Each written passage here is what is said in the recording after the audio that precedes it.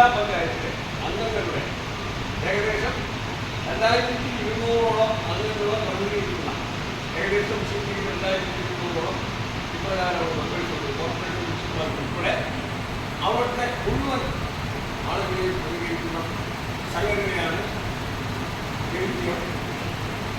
ആ സംഘടനയുടെ സംസ്ഥാന വൈസ് പ്രസിഡന്റായി നമ്മുടെ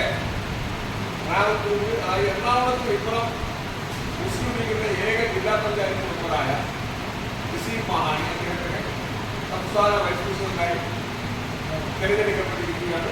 അദ്ദേഹത്തിന് ഈ കണികാപുരം ജില്ലാ പഞ്ചായത്തിലെ അൽദോംകുളം പഞ്ചായത്ത് നെടുമങ്ങാട് മണ്ഡലം മുസ്ലിം ലീഗ് നൽകുന്ന ആദരണവിന്റെ ചടങ്ങാണ് നടക്കുന്നത്. ഈ ചടങ്ങിൽ പങ്കെടുത്ത എല്ലാവർക്കും സ്വാഗതം ചെയ്യുകയാണ്.